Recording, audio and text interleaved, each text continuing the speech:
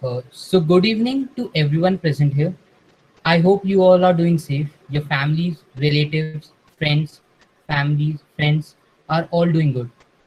Over the years, the family of DTU-DC has been has many people coming forward with radical ideas and getting admitted into top B schools across the world.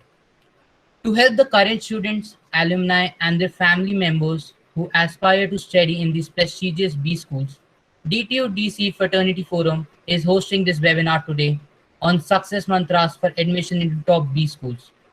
The forum provides us a platform to interact with the panelists who share their experiences, talk about their journey, and provide valuable insights on how to secure a spot in the prestigious B schools across the globe. First of all, talking about the forum itself, DTU-DC Fraternity Forum is a community of alumni members, faculty members, and students of DP, DC, and DTU. The forum provides networking, interaction, and exchange of ideas on technical and managerial issues, builds professional and personal growth, and extends support to all community members. Before moving to the panelists for today, I would first of all like to introduce Dr. Navneet Kumar Sharma, who founded the DTU-DC Fraternity Forum and currently serves as its president. Dr. Navneet Kumar Sharma graduated from the Delhi College of Engineering in 1985 in mechanical engineering. He later did his ME in production engineering, also from DC, and completed his MBA and PhD in supply chain management from the Faculty of Management Studies, University of Delhi. He has also been elected as the managing committee member of Delhi Management Association and also the chairperson of Government Industry Academia Interface Committee of the DMA itself.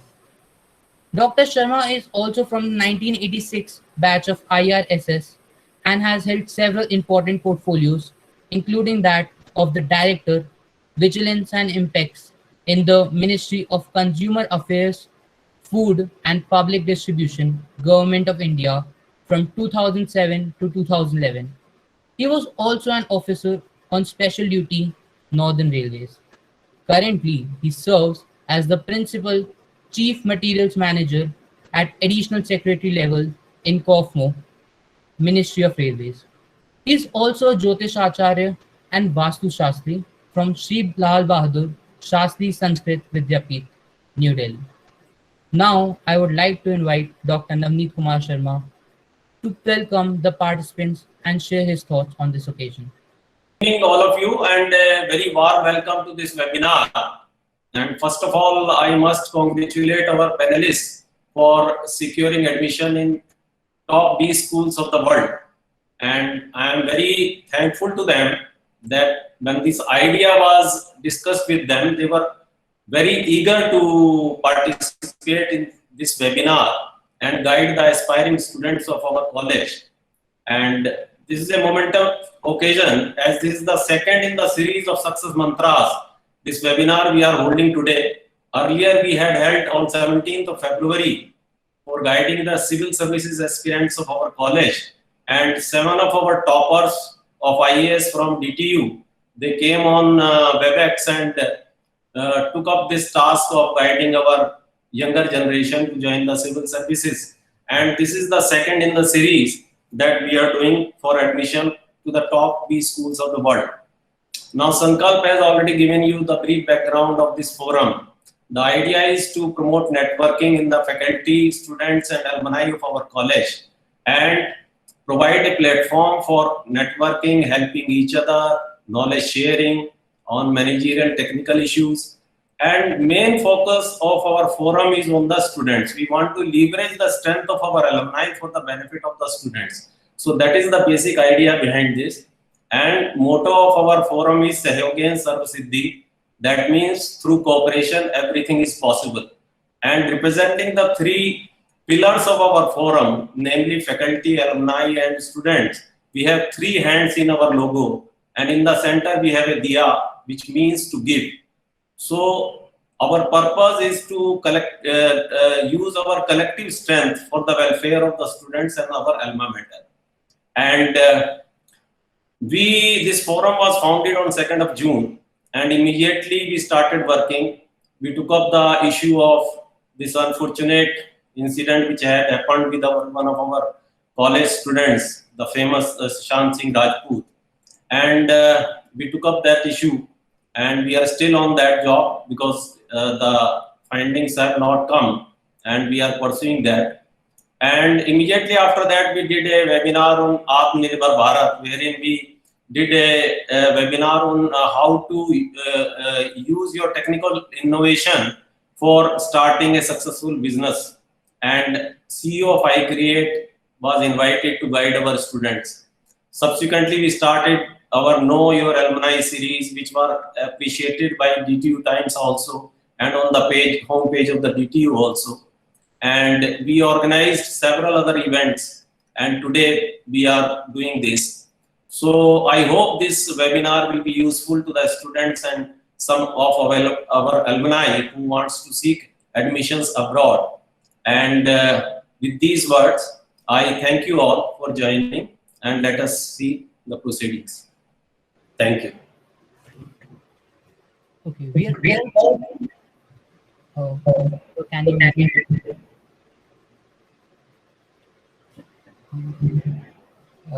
we are also blessed to have Sri Krishna Kulkarni sir, who is currently serving as the Vice President of the Core Council of the DTU-DCE Fraternity Forum. He graduated from DC in 1985 in Electrical Engineering Department. He later completed his Masters in Electrical Engineering, Control Systems, Robotics and Automation from University of Tokyo, Japan in 1991. He also attended the Program for Management Development from Harvard Business School in 1999. He presently is the chairperson of the Board of Governors of Indian Institute of Management, Kolkata. What is a lesser known fact that he is also the great grandson of the father of our nation, Mahatma Gandhi. It is an honor to have you, sir, and please welcome the participants with your remarks. Thank you, Sankalp, and thank you for that wonderful, but a little exaggerated. I should not be claiming any credit for that kind of stuff. I mean, you guys always make me feel that I'm so cool, and but grateful for that. Let me first start by thanking Navneet for this wonderful initiative for DTU-DCE forum, this fraternity forum.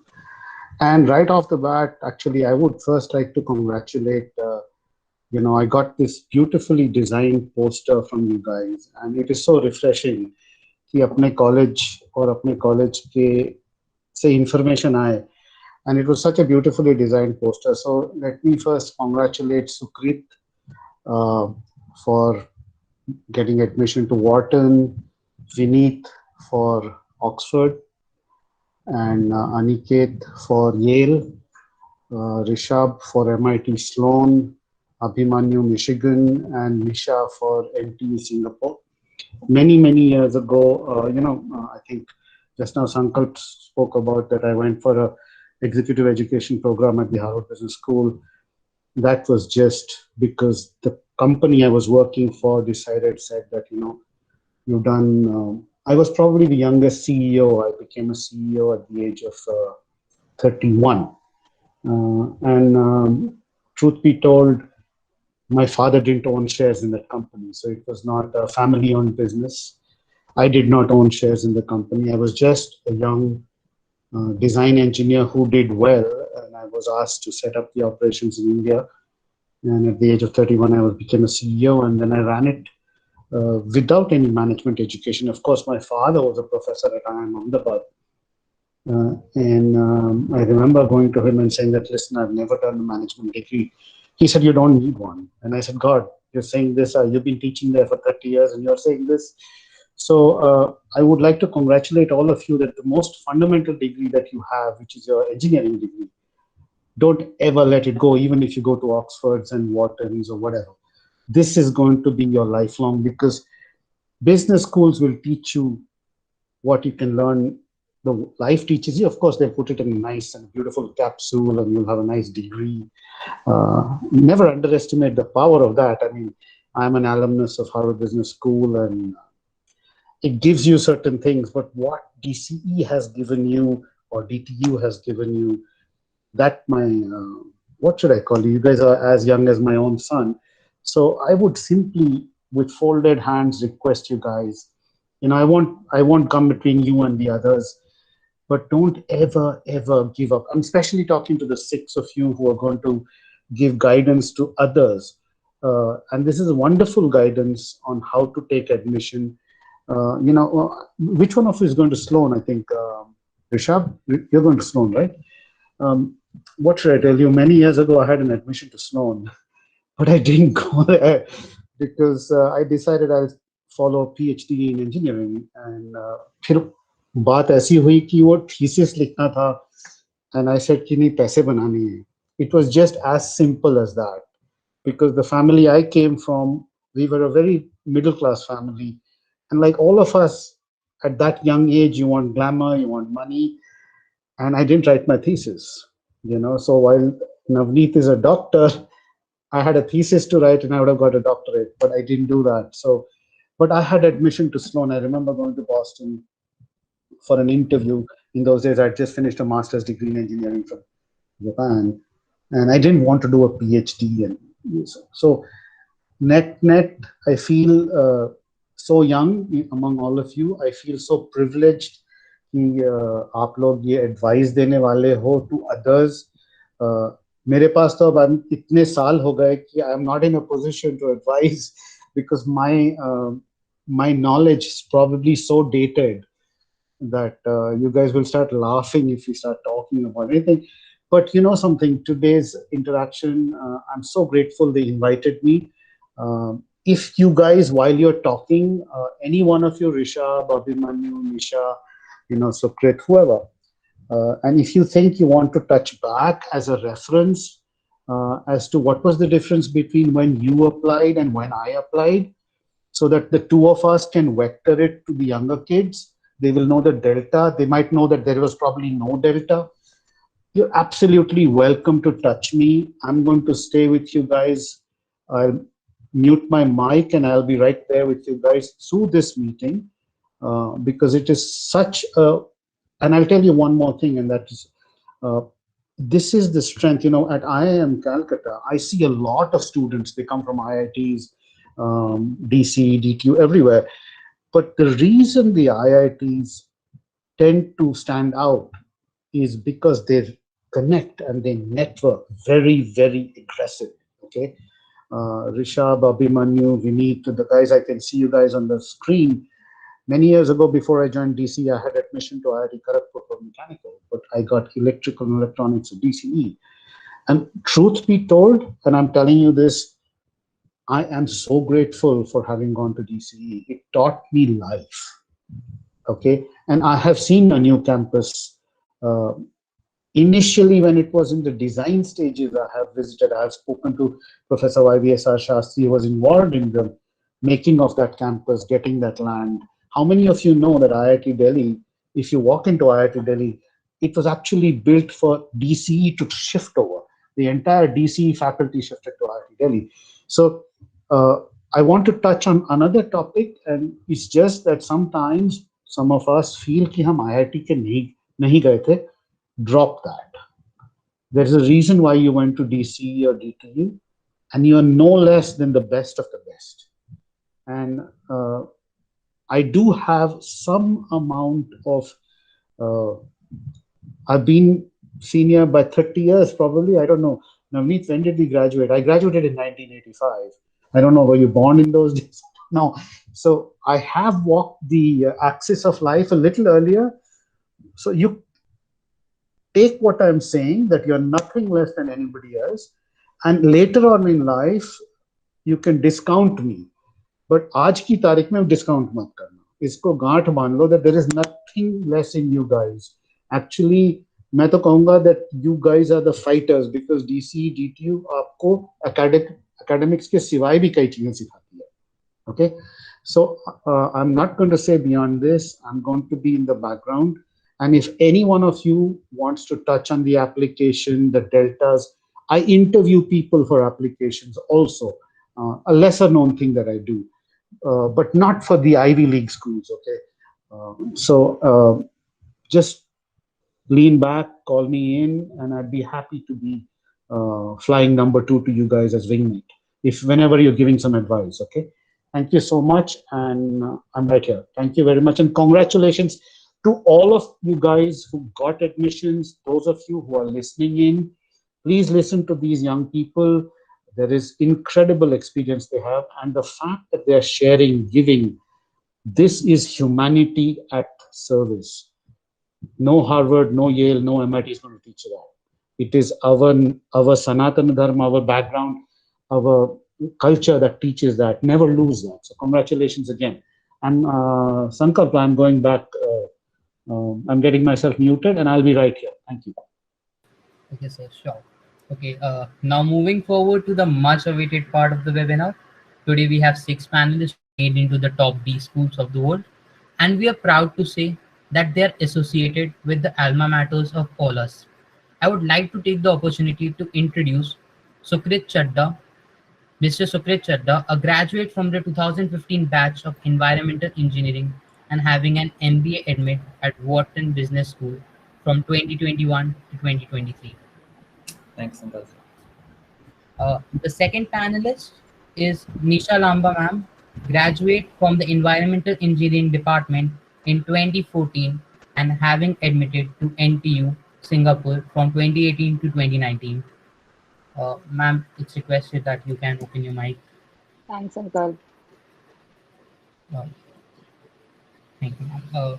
So the third panelist is Vineet Botra sir, graduated from the Electrical Engineering Department of 2017 and is admitted at SBS, Oxford University for the 2021 batch.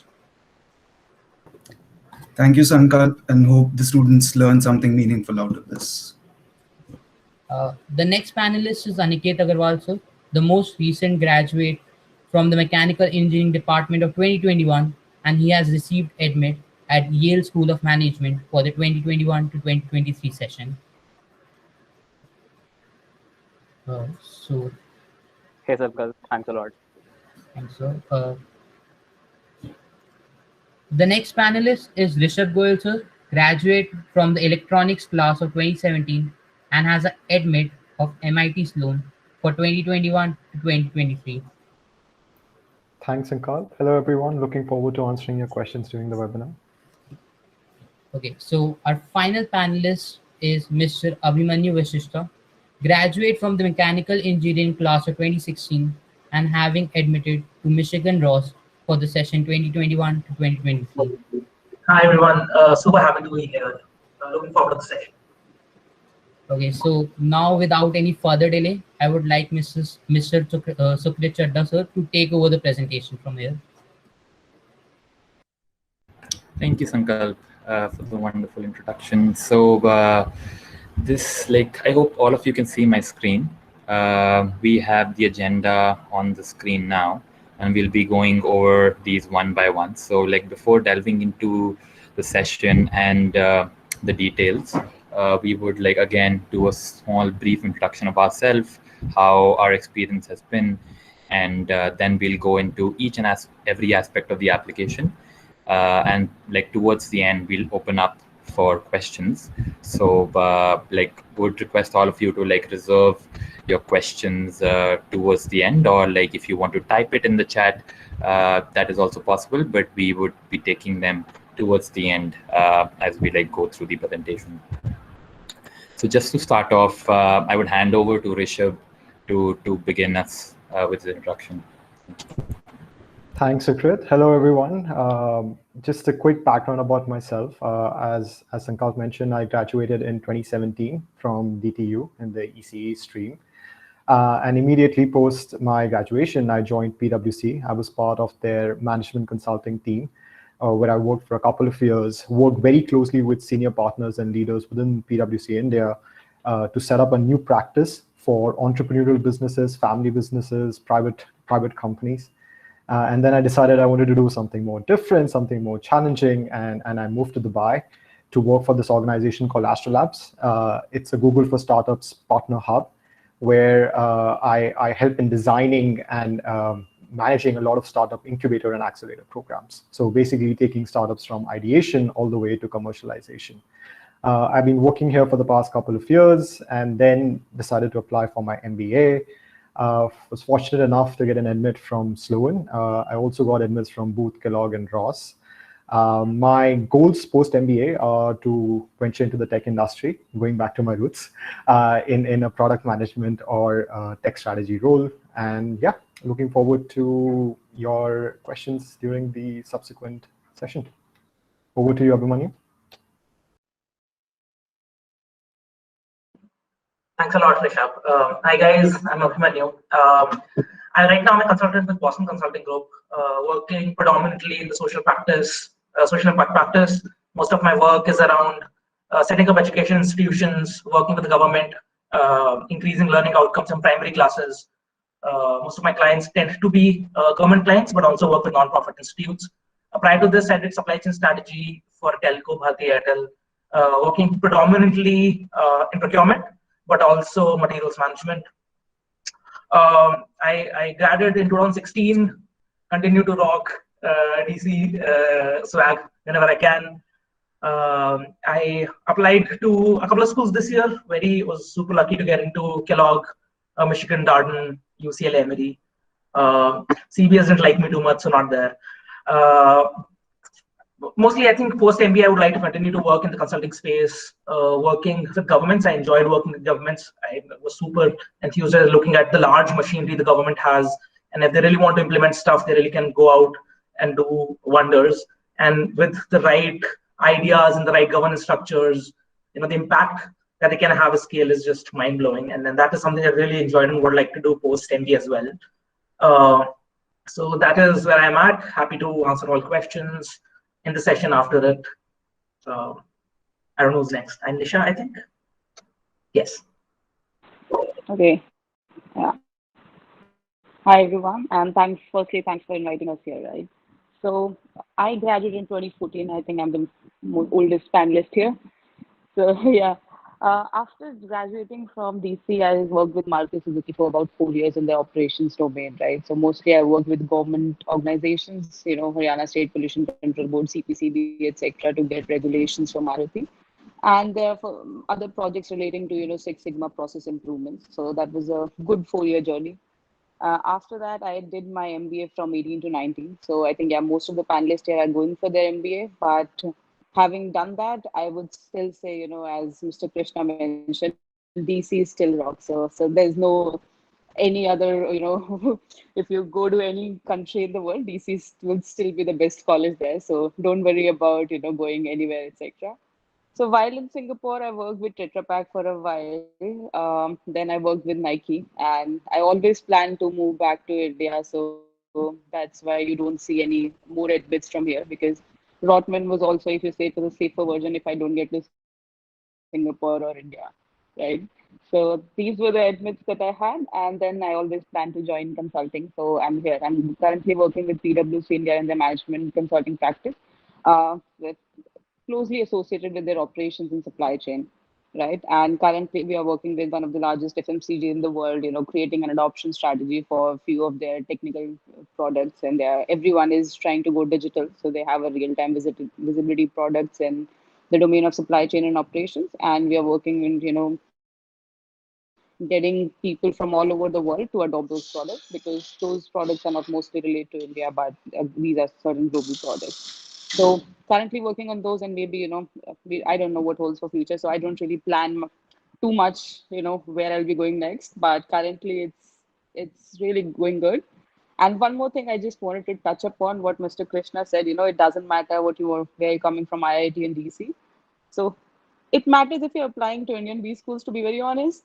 But if you're going abroad, it doesn't matter where you're coming from. If you play smart, even if you're doing engineering or any kind of course from anywhere in the country, it doesn't matter. You just have to play smart there. So Nisha, I just wanted to butt in, it matters right now, but with you kids there, and you guys are conquering the space, and if we keep networking and holding hands, the next generation, it won't matter. I can guarantee you that. Okay, that's really good to hear. Okay, okay. Holding over to the next panelist. I'm not sure who is in the line. Yeah, over to you, Aniket. Hey everyone, thanks a lot for organizing this. My profile would be a bit different from my fellow panelists because as you can see, I do not have any work experience. I graduated from DTU yesterday. Yesterday was when my academic calendar ended. Still a few submissions are left, as I guess most of you would know. So I applied to most of the deferred enrollment programs, and for the Yale Silver Scholars program, I got my admits from Yale School of Management and ISB. I'm still waiting the results from Kellogg and Columbia, and yeah, I believe I got dinged from Harvard. Not sure as of yet.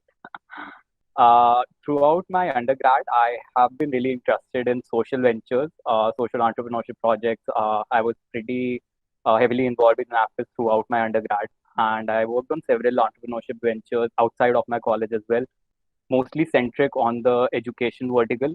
I have worked with a couple of NGOs like Robin Hood Army, Make a Difference Foundation, Make a Wish Foundation. There is Umeed. I am currently working with UNICEF to launch programs that are free for students, and they would include basic courses like Excel, Word, etc., so that people can have a basic job like data entry, etc.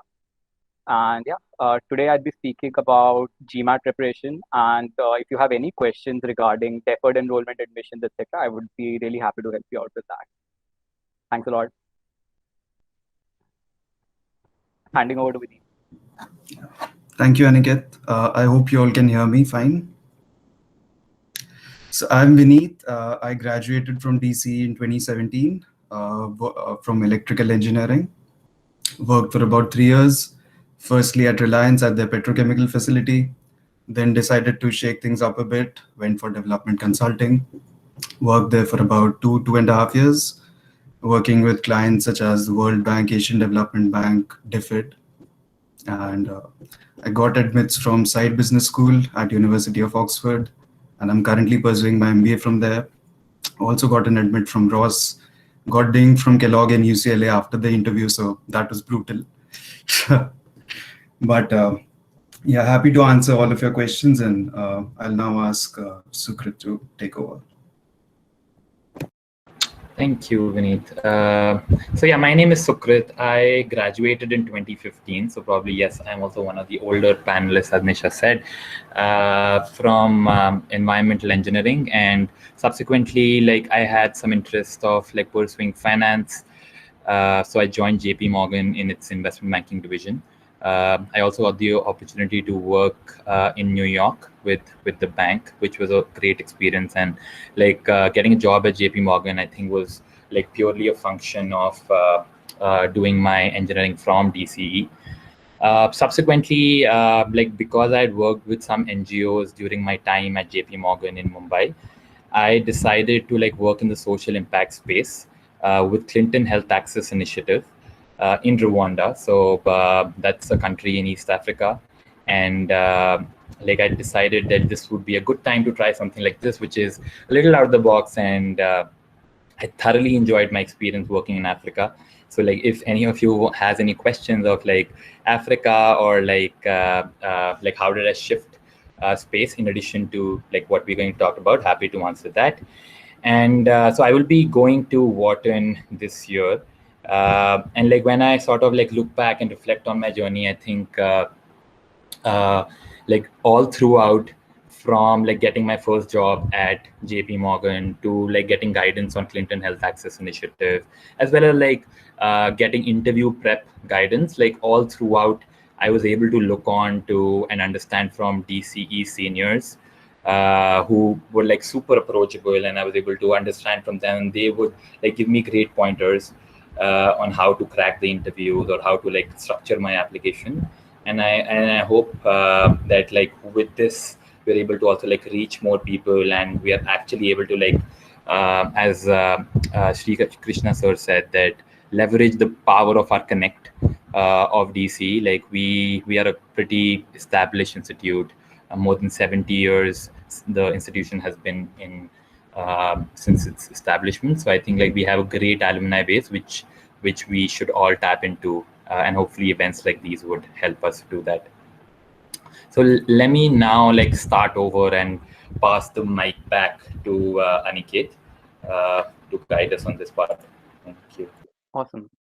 So regarding the exam, basically, the first step, obviously, to every application, I believe, would be to give your exam and keep it aside, because this is one thing that you would have common in all the exams. Essays would be different, the application structure would be different, and the motivation for you to go to that college would also differ, right? So exam is one component that is common to all, and I believe you should get this sorted out at the very beginning. The first step in that obviously is to choose your exam. Talking from a B school's perspective and having researched a lot of schools, I can tell you that from the college's perspective, there is no differentiation between the GRE or the GMAT exam. The colleges absolutely claim that they treat both the exams equally. It's just about in which exam you can play to your strengths and subsequently give that exam. Talking about GMAT, because GMAT, I gave GMAT, the quant can be a bit tricky, whereas in GRE, the word lists and the verbal can be a bit tricky. So if you think that you are good at quant, I believe you should give the GMAT exam, and yeah, the second thing is for the GRE one. The don'ts for the exam, the preparation, do not start out from the official material. This is a mistake that most of the students commit while starting out by preparing for the GMAT or the GRE. You start with the official guide or the official mocks and then you exhaust them. What they do not realize is that these mocks and these books are one of the best materials out there for preparation, and you should not waste them on the initial preparation. They should be used for the very end. Do not use them for the starting. Same is with the mocks, right? Then the third I would say is talk to people, and I'm not just saying it because we are here conducting this session as alumni. I'm telling you this because that is really helpful, and a lot of preparation help that I got was from my seniors at DTU. Currently they are alumni as well. So talk to people who have already given the exam. Talk to them about what your strengths and weaknesses are. They can tell you their pitfalls, etc. So just strategize, form a plan, and then go forward with the exam instead of just reading some blog or maybe say attending the small session and then going forward. Then map out the reliable resources. Aniket, I'm going to just butt in here because Yeah, you're an MBA student. Giving an exam and taking an exam are two different things. The invigilator gives the exam, the student takes the exam. awesome. Yep. So we'll be talking here about taking the exam. Right. So about taking the exam, before taking the exam, make sure that you map out the reliable resources and form a roadmap, because there is a lot of material out there for preparing these exams, since these exams ensure admissions to top schools, be it for MS or for MBA. Just make sure that you have the material sorted out. A few of them I've provided here, official materials. That would be your materials from the organizations that is conducting the exam, the support material from organizations like Veritas, Manhattan, etc. Then there are mocks. These are the free mocks that are available. You don't have to spend much on them. And then there is the practice material. This is different from the support material, because in the practice materials would be more question centric, whereas the support material would be more theory centric. So just have that differentiation and figure out material for that. Another common pitfall for this exam, for these exams, is slacking, because essentially you are the one in charge of selecting the exam date. There is no one who would be telling you that, okay, this is the exam date and you have to appear till then and you have to give the exam. You would be in charge of selecting the exam date. So I'd say don't slack. Follow your roadmap. If you have a 3 month deadline, follow it. Follow the daily schedule and then give the exam. Lastly, do not stress about the exam day. The online reviews of the organizations and the test days are not that great. I personally was a lot intimidated when I gave my exam on the GMAT Center. But trust me, the people there are awesome. They're really amazing. They'll do everything in their power to help you out if you have a problem. And you wouldn't be alone there, right? So don't worry about the exam day. Just go there and give the exam. You would be sorted out. And just choose your colleges beforehand, the colleges that you want to send the score to, because you would be asked to select the colleges, then you'll be giving the exam, and then your score will appear, and you wouldn't be able to alter the colleges after that. So you have to figure out the colleges beforehand, enter that at the very beginning, and then give your exam. So yeah, that would be all for the exam preparation. Just one more point I would like to add, Aniket, over there. A lot of people ask, when should we be giving the GMAT exam? Personally, I I felt that I benefited a lot by giving my GMAT during my final year in college, my final semester. I had a lot of time. I had the mind space to prepare for it, whereas some of my colleagues who were preparing for it while they were working struggled a bit. So if you have time during the final year, please go all in and try and give the exam then. Adding to it, especially for students who are aspiring for deferred enrollment program, it is preferable that you give your exams a bit sooner than that. Give your exam in the third year end only, because only then you'd be able to apply for colleges in your final year, that is the 7th and the 8th semester. So sort of your exam may be in the summer of third year end. Yeah. And maybe like I could further add that the GMAT score is valid for 5 years.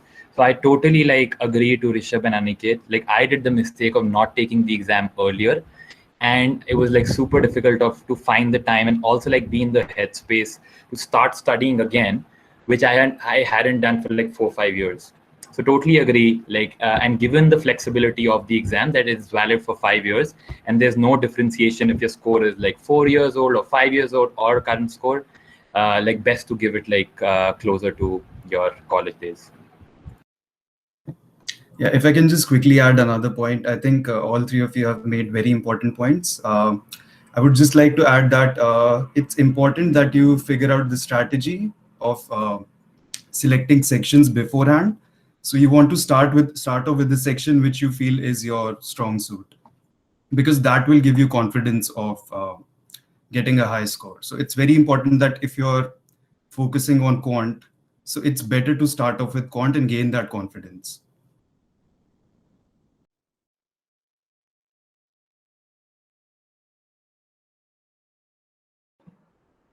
Yeah, super interesting of how Aniket ended with the fact that you have to choose the school, and then we can talk about how you choose the school. I couldn't have scripted the segue better. I think choosing school, there is no right answer for anyone to choose a school. There are a lot of parameters, and these parameters can be stagnant on what is important to you. So if you see this, I haven't really given, like a good how to, but a framework of how you want to decide it and what things are important to you. And for example, this would be less or more important to other folks. Let's talk about few things that you should keep in mind. First of all, location. Like real estate, location is super important. You want to ask the questions like, I mean, do you want to have amazing weather? Do you want to live in California? Or you want to be closer to New York and Chicago if you want to work in derivatives market or the stock exchange, and hence you'd want to work in be close to the Northeast or the Midwest. Then is ranking. I think ranking is something that is super bred into an Indian's way of thinking about things. SSW, M7, T10, T15, and I don't even know what the T's and M's mean. But what's important, as I think one large takeaway for me was, if you look at outcomes, for most schools, the outcomes, and I would say T10 is really a T15. I definitely think the top 7 schools really have a difference amongst the later ones, but there is no T10. The 10 schools, the last 7 schools circle amongst themselves. Having said that, most important thing is figure out what outcome you want out of your school. And I really don't think rankings matter so much. I would wait for the other guys to jump in, because for me, ranking wasn't an important parameter. And I mean, I'm not going to the top ranked school, probably that's why I'm saying that. Having said that, I think it's a parameter that you have to figure out if it's important to you. What I do think is an important parameter, again, to my value hierarchy, is career outcomes.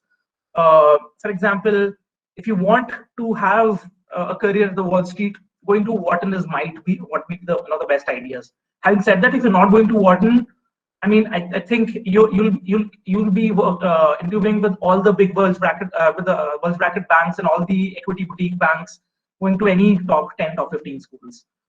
All places come to recruit at all of these B schools, and you'll be at a good place. Sometimes we try to read career outcomes as how good schools is. For example, Tuck sends 40% students to MBB. Is it really a function of how well Tuck recruits into those B schools, or there is a positive confirmation bias of people who want to go and recruit to MBB, go to Tuck? So you should be super focused on career outcomes, but also take them with a punch of salt. I think one thing that as Abhimanyu, I have one question. Yeah. And I'm saying this because we have about 87 people. Those of you who are admitting, going, you are aware of the names of the schools. So Amos Tuck is Dartmouth. But not all the participants know Tuck. They might know Dartmouth. So you might want to be a little kinder to them because, you have familiarity. Some of them don't. So just be kind on that part. No, that makes sense. Thank you, Krishna sir. And I think just spending way too much time on GMAT Club and MBA Reddit has put in the jargon in me. I need to get out of it. Absolutely right. Fourth thing, and I think which was very important to me, is culture.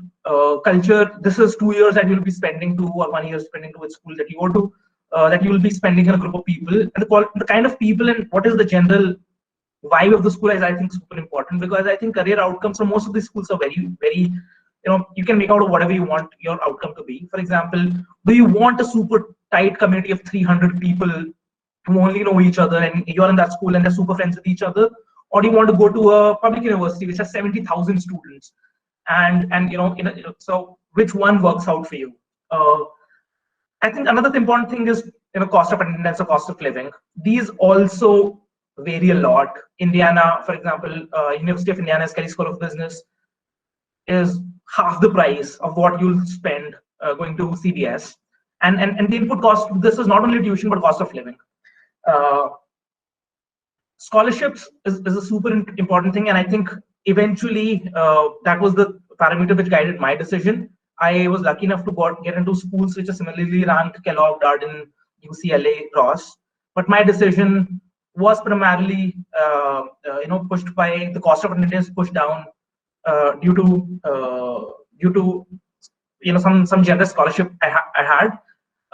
It would be very interesting to get Rishabh's point of view here, because he were in a similar condition and he chose otherwise. He had for example, this is a different outcome. He chose to not take the scholarship and take a school which he preferred. That I chose the school also because of scholarship and other things. And then there is legacy. Yale, for example, is a school which is a 1,000-year-old school, but with a rather young business program. How important is that for you? How important is the alma mater or the community for you? Then again, there is academics. Some schools come with small academic load, with the others come with a large academic load. And it's super important, I believe, to talk to people to understand how this changes for school. For example, Darden has a famously difficult first year, whereas Ross, which is University of Michigan, has great non-disclosure. So you can really coast without going to a lot of classes. Do you want to really go to the school and understand, understand and learn from these top professors, or would you rather spend your time really networking, socializing with the community, making sure you have the best internships? Lastly, I've said these are some large decision points. I think there are also important decision points which would be more specific to you. Because, for example, are you a big sports fan? Do you want to go to a school which has a large sport history? For example, University of Michigan, sports is a thing that people get interested in. I'm not interested at all. I don't think it's football. I think calling it soccer is, I don't know, whatever it is. Someone else would think wherever is your girlfriend, boyfriend, chachaji, wherever they are placed, and how does that help you navigate your career journeys? While I personally think these are important parameters, and these will be stacked ranked to what is important to you. What I would recommend is take a step back, don't think about 8 parameters, 9 parameters, that's a bad idea. Take 5 parameters which are more important to you. Some of them would be a yes, no parameter. Other important would be high, medium, low parameter. Put them in an Excel sheet, plot some data points, and I think you'll be able to come up with a good list of 5 to 7 schools where you'll feel home to. Last thing that I would want to say is talk to someone and figure out schools that you think you will be able to go very easily, that would be a safety net schools. Figure out schools that should be schools that are around your profile and you think people are saying to get into. Lastly, also have, and this is a mistake that I made and I'm learning, figure out schools which are moonshots. I did not apply to a moonshot and I don't feel super happy about it, but I'm very happy to go to Ross, go blue. Having said that, definitely apply to a moonshot. I think that is most I have in how you should decide a school. And mostly the answer, it depends, and it depends on what's important to you. Yeah, I go to the next slide. Yeah, very quickly now moving on to a very different topic, which is consultants. It is a topic that different people feel differently about. Especially in last 4-5 years, consultants have really come into prominence of really helping students guide through the journey. And there are some large pros and cons.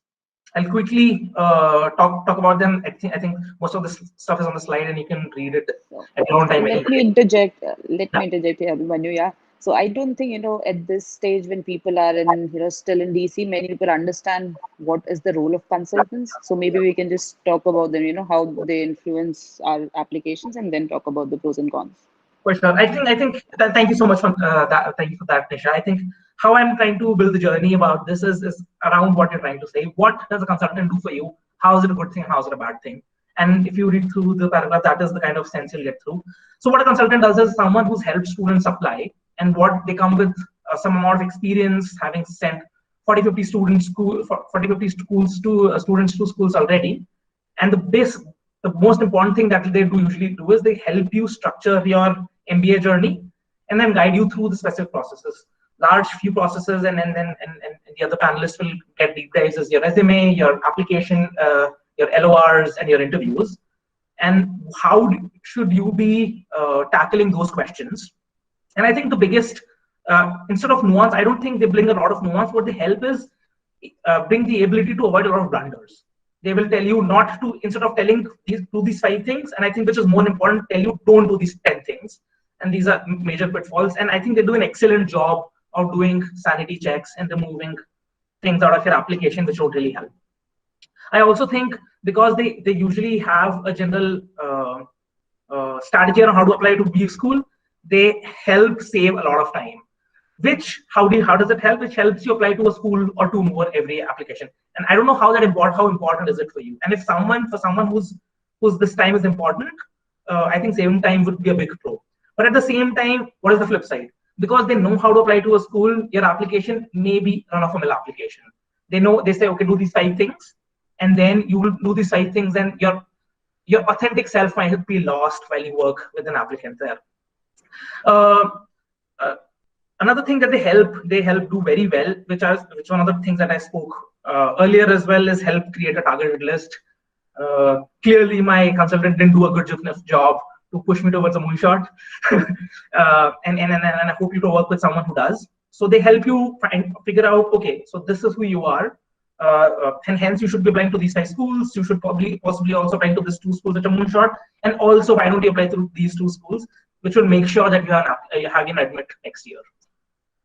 Having an admit also gives you an opportunity to negotiate scholarships. So having even if you're not going to a safety school, it just might be a good idea to apply to a safe school that you think it might be helpful to talk through to get a scholarship. Lastly, and I think this is lesser important, I think the consultant helps you get an external eye to look at your application, because when you're telling your journey, you get caught up with details and you meander, like how I am with this conversation right now. But they try to give you an external eye, tell you what's important, what's not. So like exactly what Nisha did for me. Nisha said, okay, hold on, you're talking about consultants, but why don't you first tell them what consultants are? And hence this external eye is super useful whenever you're doing an application. So this is a couple of great things that consultants help with, but then they come with a pitfall, because I think, and this is a personal belief, I think they're helpful, so they charge a premium. So you can look at 1.5 to 3 lakh rupees for a tier A, tier B consultant applying for 5 schools, which is something. Then the large cons, because these consultants come with a lot of experience. If you're a person who has your opinions, there can be a clash of opinions, and you don't want that when you're doing your B school application. What you want is a clear head, and working with the consultant, that comes cons.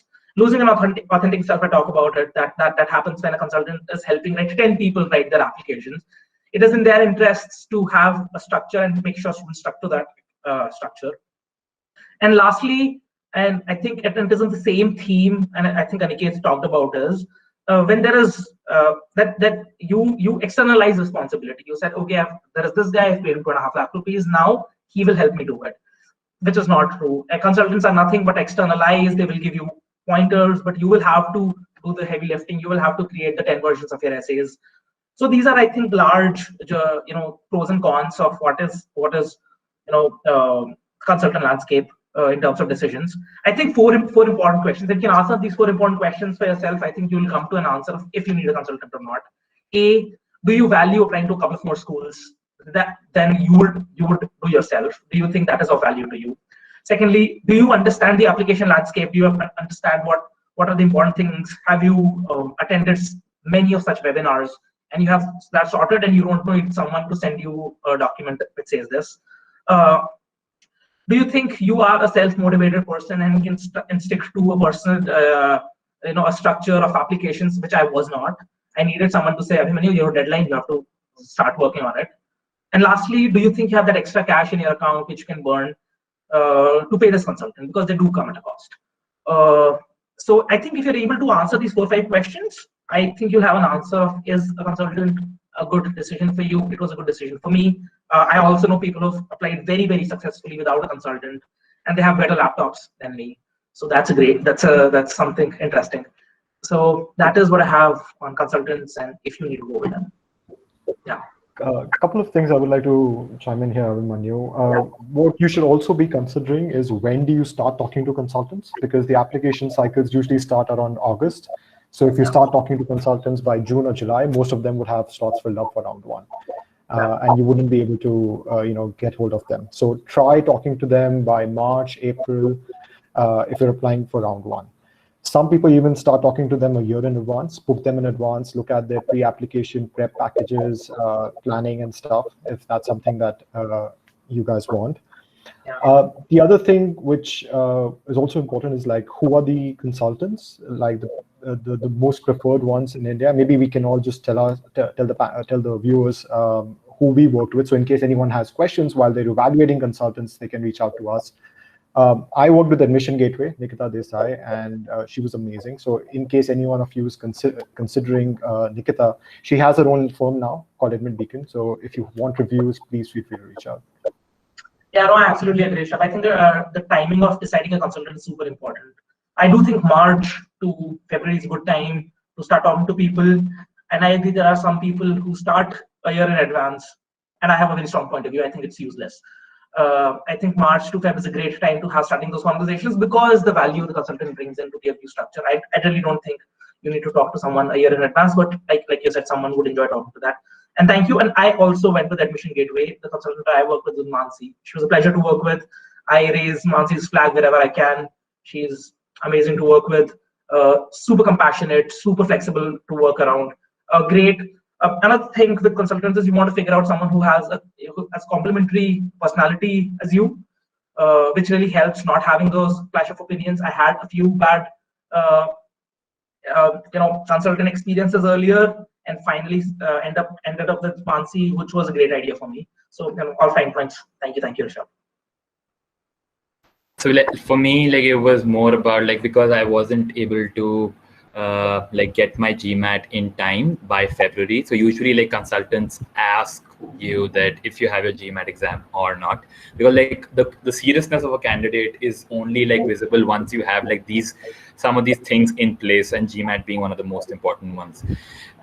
So for me, I started my journey a bit late. I was able to narrow down to a consultant in June, July. And by the time the consultants mentioned by Abhimanyu and Rishabh, they were all sold off, because they are the more in-demand consultants.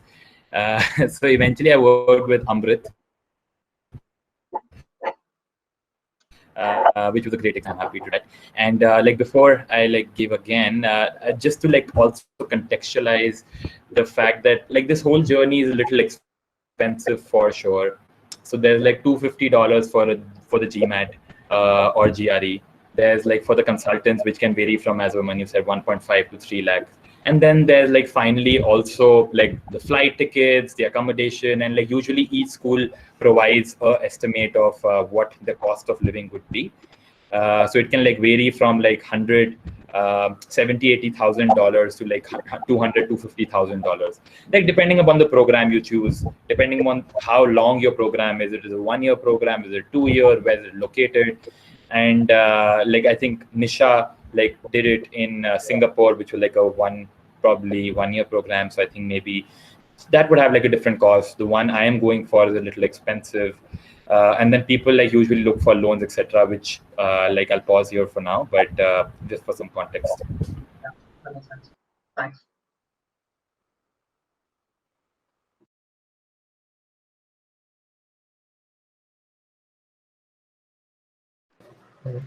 Is the presentation over, sir? No. So Nisha would be like taking us Looking through at the timeline, should we just move forward with the presentation? Yeah. Nisha, do you want to take us forward on pre-application planning? Sorry, I think there was. Yeah. Thanks, Lee. I think there was some issues with my network. No worries. So I think the most important thing before you decide you want to do an MBA, you want to go maybe from India or from abroad, is just to identify what you want to do. Because there's one issue with us Indians is jaise engineering khatam hui chalo ab MBA karna hai. No one knows why they want to do it. No one knows कि क्यों करना है. Just करना है क्योंकि बाद में पैसे ज़्यादा मिलेंगे, right? So just identify why you want to do an MBA. That's why I always suggest that have an experience, have some work ex before you join them, because that gives you in context. Because currently you might be thinking, you want to join something, you want to do finance or operations with XYZ, but once you have that work experience, it just gives you some perspective on what you actually want to do in future, right? So that's just my opinion, but feel free to do just after your engineering as well, right? But the most important thing is you narrow down what you actually want to do. If you want to do finance, finance is not just finance, just understand what finance means.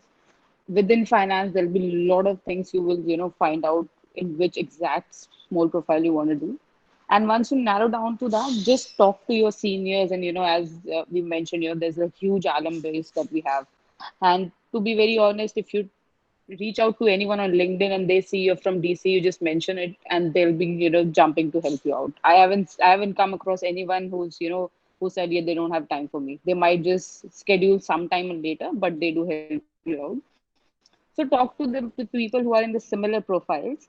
And then just when you understand that, this is what you want to do and you're sure about it, then you go out to reaching out, which school or university you want to go out to. And as Abhimanyu mentioned, how do you find out which school, city, country, university you want to go out to? Understand this is the job market. So it's not necessary that there are 10 Ivy schools and you go to any one of them and they'll help you out with the kind of role that you want to. Wharton might help you out with finance, and some other might help you out with supply chain operations or accounting, XYZ. So just before start planning or doing anything, just jot down what you actually want to do. And after that, once you have you understand what you want to do in terms of your career path or where you exactly want to go, then start strengthening your profile. So as I said, we need to work smartly now. In AI EEE JE days, we know we just need to slog for these many hours, and we want to get that score, and that's done. But MBA is very different from what we prepared during our JE days, right? So research the average batch profile of the school or university or the kind of schools you're going to, and try making your profile stand out, right? Because just one context I'll give you, there are many of these Ivy schools which say, their average GMAT score is, 700. They'll say 710. No one's gonna say 750, 770. I haven't come across a school saying on their website. But it differs for us Indians because considering our population and the number of people apply to those schools, it's not going to happen to the Ivy schools. At least I haven't seen many who go below 730 or 750. We try to push, go for 750 on a safer side. But that's all because, considering our population, we can't really do much about it. So then, there are a few things. You have your, 10th, 12th or your mark sheet, etc. Those are the scores. But look beyond that. Be very active in extracurriculars. And there's just not one thing, you can go for, if you want to do some social work, be active in that and try to do something significant in that. You like music, it's not necessary you do some other activity. Be active in that, and just show that you are passionate about it. It can be music, arts, mentoring people, anything about it. The next point is MBA is all about, management, managing people, managing large teams, and, managing your workplace. So try and show something where you've created an impact, where you've initiated something. It might be in your undergrad itself. It's not necessary you have to do something in your job. It might be in your job. It might be in your personal life. Just try to show where you've initiated something, where you've led people, where you've tried and, influenced people.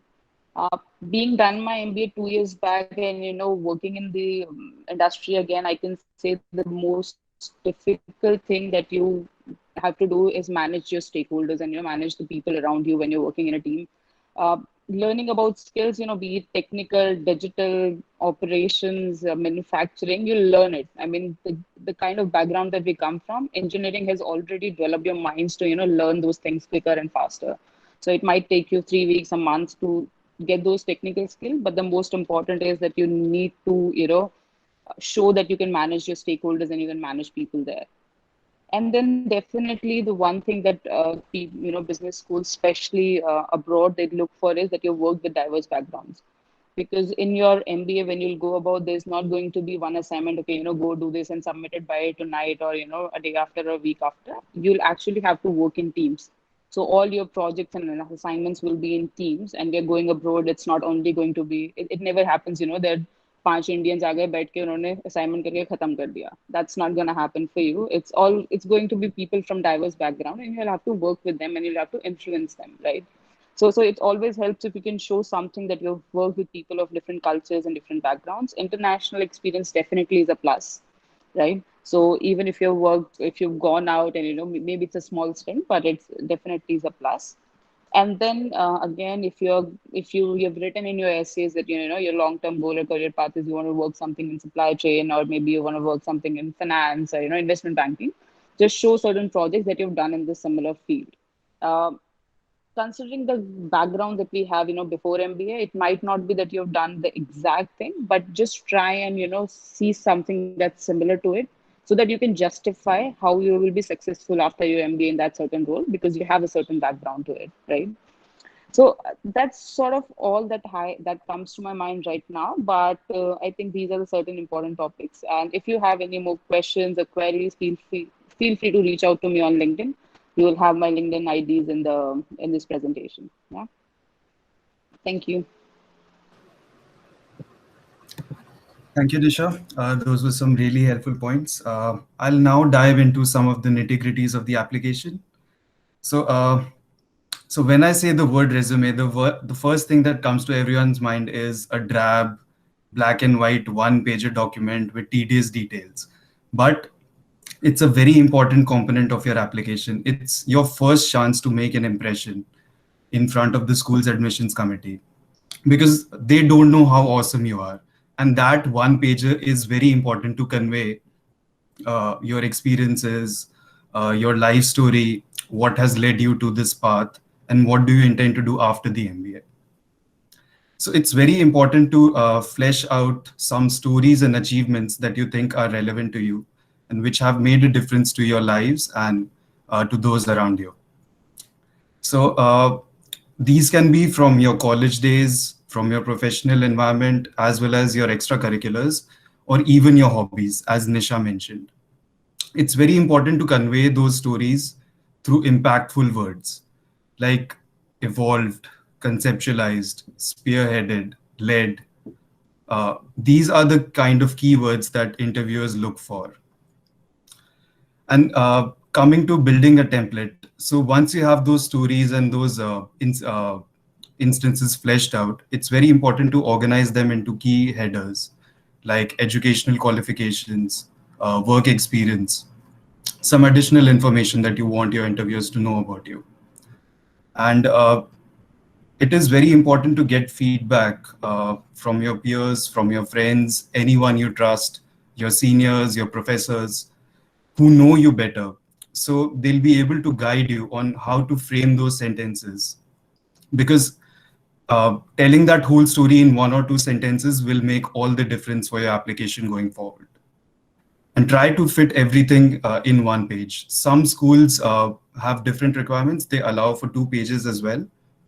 But just to be concise and making things convenient for the interview will help you a long way. And then coming to the last aspect, which is fine tuning. So every school you apply to has some specialization, as the other panelists have talked about. So it's very important that you tailor your experiences and stories to that particular school, because every school has a particular fit of students that they're looking to admit. So say if you're interviewing with Wharton, it's very important to highlight your interest in finance or investment banking or anything that appeals to Wharton's outcomes. At the same time, it's important that you have that element of individualism. You don't want to be, you have to stand out from the other applicants as well. And it's very important to identify and work on those areas where you think you're lagging. So if you're lagging in, say, leadership experience, then it might be helpful to showcase your leadership skills through extracurriculars or any team activities that you've been a part of. So building this resume and building that logical narrative will also help you in your career to identify the areas where you lag and the areas where you can work upon, be it presentation skills or your hobbies or gaining leadership positions at any job, or gaining more academic experience or research experience. So it's very important that you tailor your resume to that particular school and convey your skills in the most concise and targeted way possible. I'll now ask Sukrit to take over the essays. Thanks, Vineet. So yeah, so we are like moving one by one towards like the different aspects of the application. So like till now we've discussed our scores, which is GMAT or GRE. Secondly, like the additional activities, extracurriculars, and how do you like generally plan your journey. And then you put everything like into your resume. So this is also another aspect. And all these like business schools take into consideration like 5 or 6 or like 7 aspects into their decision making. So essays, recommendation, and interviews, etc., which we would discuss now, are also like subsequent aspects of the journey, which like everyone has to go through. And like the decisions school make are like including all these aspects which you would see. So there are usually like 5 types of MBA essays, as you can like see on the screen. And this you usually see when you start filling up the application form. One of the most common ones is the goals essay, in which they ask you that what is your goal, that why do you want to come to our business school, and how would it like help you achieve your goal in terms of like what would you do after graduating from the business school, as well as like 15 to 20 years down the line. Another kind is looking at a self-reflection essay, in which the school would ask you that to introspect and reflect on yourself. That, for example, Stanford, I think, has what matters to you and why. Kellogg has what are your values. So like each school has like different essays in which, but like however the broader theme is like encapsulated in these 5 topics, as we can see. Then there's also that what kind of value add would you bring to the school? So how can you as a candidate contribute to the class of the school? And usually like decisions made by schools are done in a way in which they see that can we see this candidate fit inside our class? And so like trying to explain how you will contribute would features also in these essays. As I think Nisha also mentioned, that like it's good to like always like even in your resume as well as in essays, like try to like showcase how you can be a leader, how can you like impact the things that you're doing. And that could be anything, like from music, etc., like any kind of hobby, your work, professional environment, academics. So that is also like asked by some schools in various forms.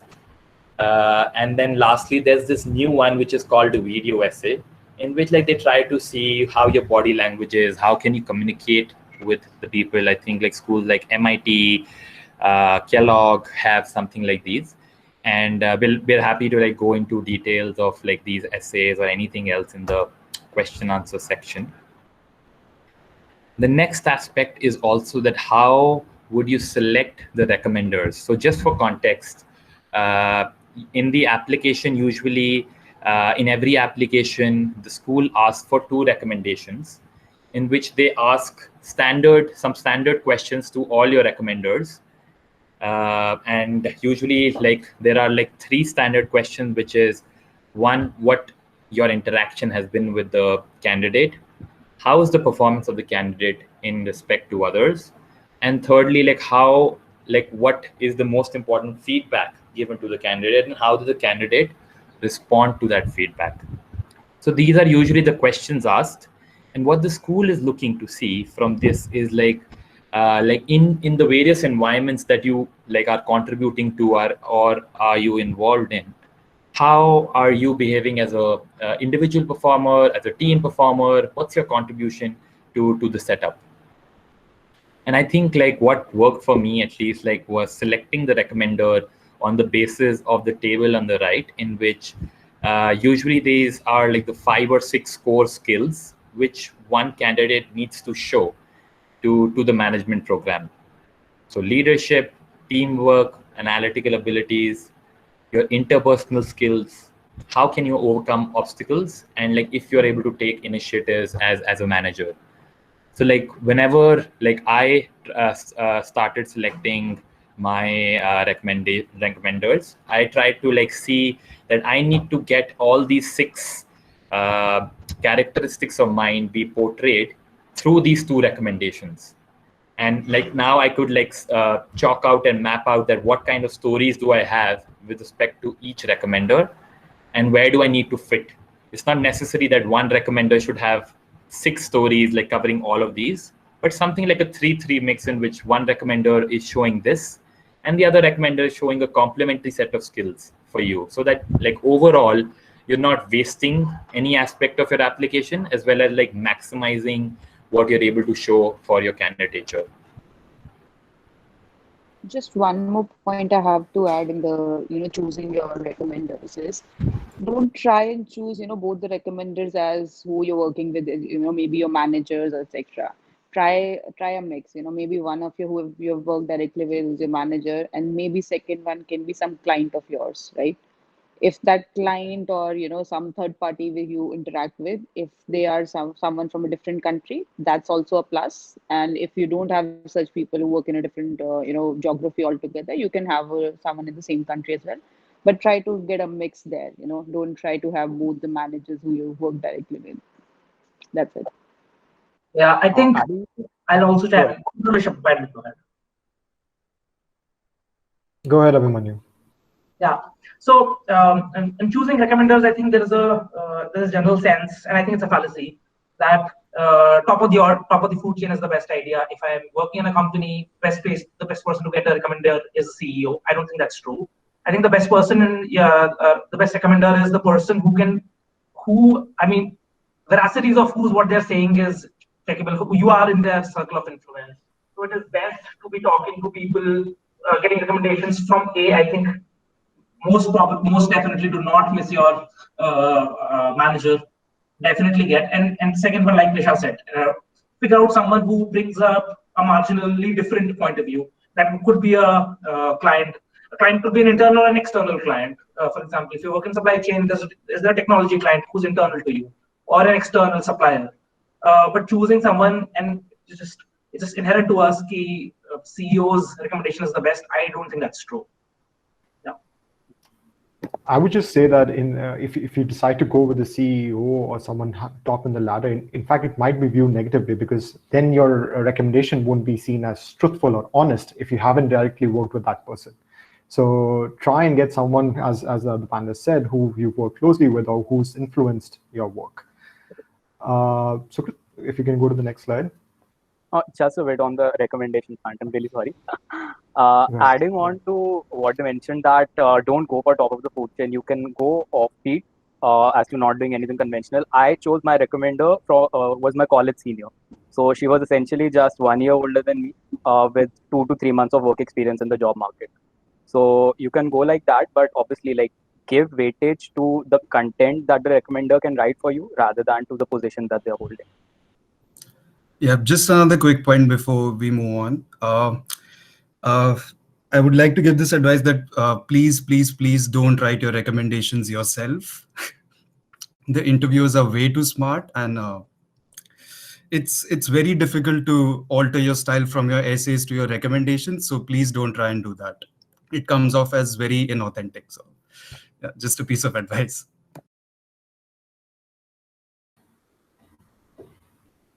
Absolutely. All right.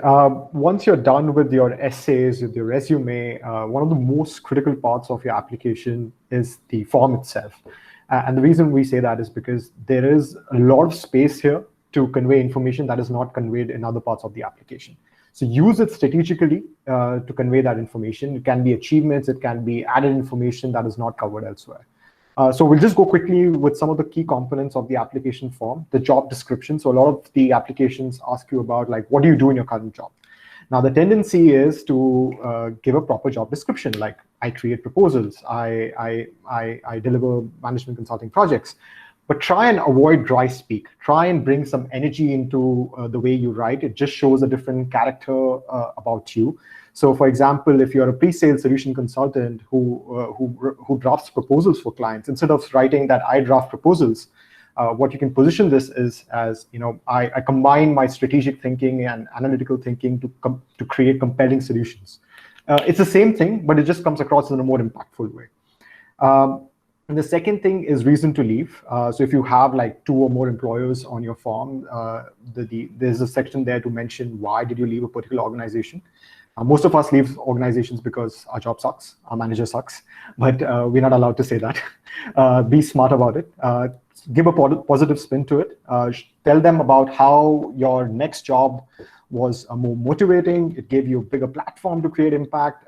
Try and highlight the positive sides of the next venture. Extracurriculars. Now, some of the extracurriculars are covered on your resume. Use the space on the form to cover extracurriculars which you couldn't put on your resume. So it becomes a cohesive application that way. You can also give some more context to your extracurriculars. So for example, if you have a bullet point on your resume saying that you upskilled 10 children in some remote village in Rajasthan on your resume, in your form, you can talk about how you worked with the village head and you created models and stuff. So there's some more space to give context about your extracurriculars. Awards and recognition, you can add any awards or recognitions you've got in school, in work. And when I say school, I mean university, don't go to high school. And work. You can also, again, give some more context here. So if the award was given to you out of, let's say, 1,000 employees, mention that you were one out of the 1,000 people to get that award, or you were one in, let's say, a span of 2 years, 3 years to get that award, just to give some context. You can also add your performance ratings. So if you're given like an outstanding performance rating or a rating of 1 or stuff like that, you can mention within recognitions. Optional essay, I think this is a great space for you to explain any gaps in your employment. For example, if you lost your job, or if you have a low GMAT or a low GRE, you can do that using the optional essay. Your choice of recommenders. I personally use this optional essay when I was applying to Wharton. I was a reapplicant, and I decided to go with 2 recommenders from the same organization. So I used the space to explain why I'm choosing these 2 recommenders. So you can do that. But avoid the inclination to use the space to brag about some other achievement. This is a space for you to explain discrepancies, not to give like extra information, which is probably not needed at this stage. Sukrit, next slide, please. And once you're done with all of this comes the last stage, which is the interview. Now, there are many types of interviews. The blind interviews and the non-blind interviews. The blind interview is basically the interviewer does not have access to your application. He or she only has access to your resume. Some of these interviews are conducted by AdCom. Some of them are conducted by the alumni. So for example, MIT and Harvard, the AdComs conduct the interview. Some of the Kellogg interviews are conducted by AdCom. Schools like Booth, Ross, the alumni conduct the interview. These are alums who volunteer to do so. Some schools also have a team-based discussion like Wharton, but all of them have some sort of interview part to the overall process. In terms of preparing for the interview, my recommendation would be look up your interviewer on LinkedIn, prepare some notes on what's the background of the interviewer.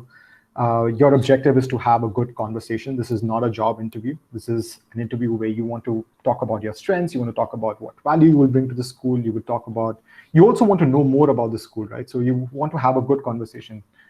The interviewer is looking for someone who he or she thinks will fit in to the class they're trying to build.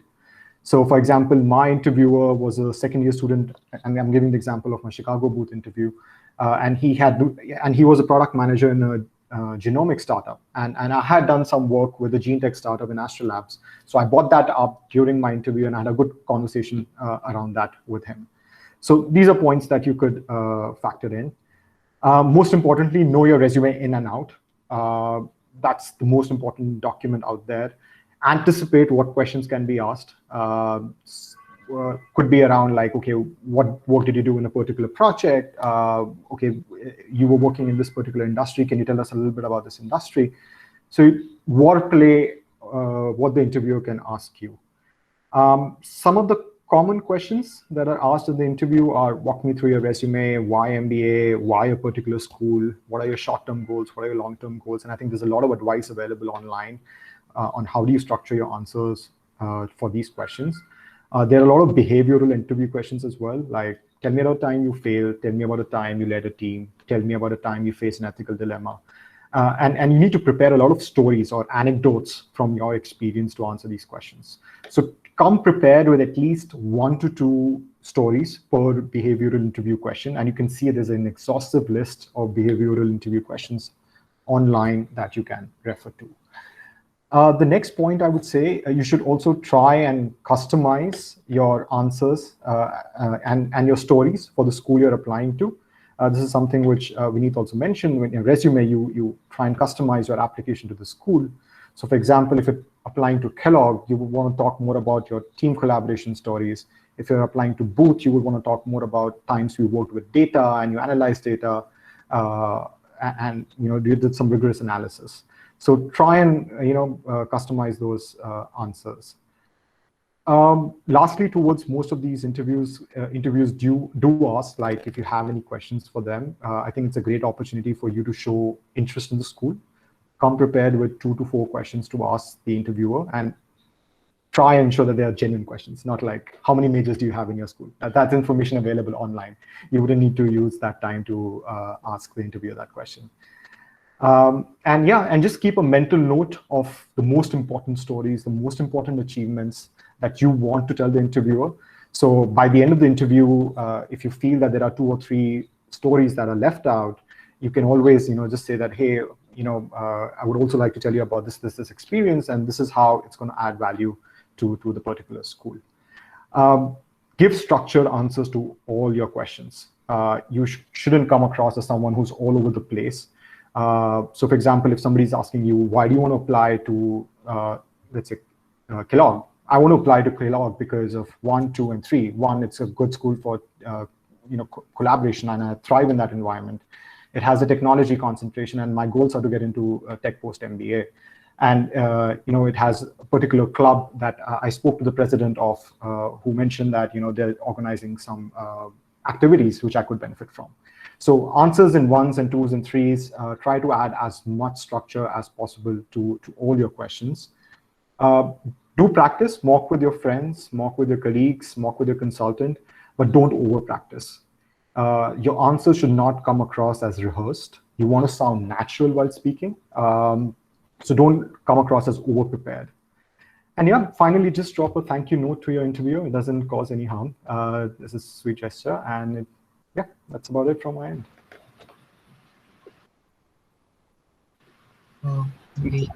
So maybe like before Sankalp comes in, maybe like Shri Krishna ji, like if you would want to, like, given now that you've heard everything from the process which is now like going on these days, maybe you can like give us some insights on what's the delta. Yes, so thanks, Sukrit. I mean, I'm seriously impressed by this PPT. I actually put it up. Do I get a copy of this? I sent Navneet, can I get a copy of this? So the delta here the process seems to be the same. It hasn't changed. Only thing is the access to that information is now more readily available. The fundamentals remain the same. At my time, I remember, I don't know what's the maximum on GMAT now. In my time, it was 800.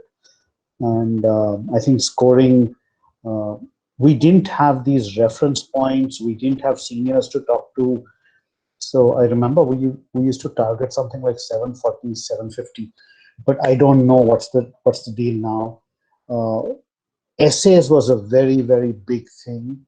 And as Rishabh just said, the most important point was, which we struggled, nobody taught us, but I think what I wanted to say was, I think there is a certain importance, and I noted it down, that, in my time, I think that the mental makeup with which you have when you're filling that application form, you should be happy, you should be confident.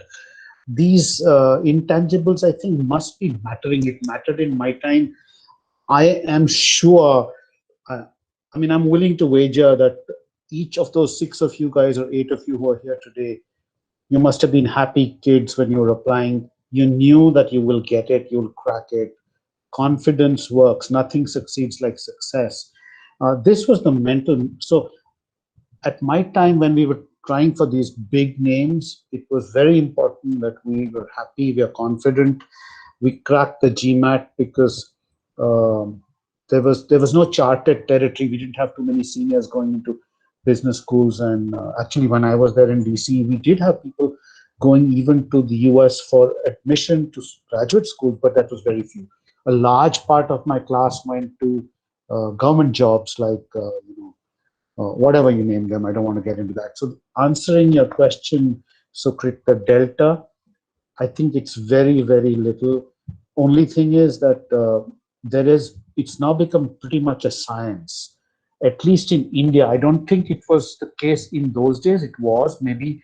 I remember among the IIT kids, some of my classmates who went to Kharagpur, they used to maintain, we used to apply for both. Business school meant you have to have work experience. So straight out of DCE, I went to work. I worked in automation, which is what I wanted to specialize in. And so the GRE part had, that time GMAT was the only thing for business schools. I don't think there was a school which took GRE.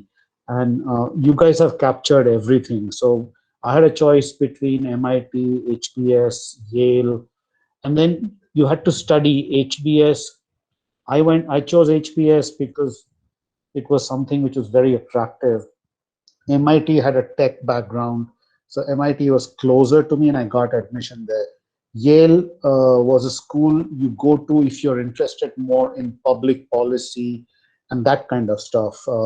Wharton, of course, had this background of finance, but then there were other offbeat schools like UC Berkeley, Haas, and Chicago Booth, but they played up on the economics area, So from the point of view of the people who are listening, the delta in application is almost non-existent, except for the GMAT part, but it must be online. In those days, it was a pencil mark.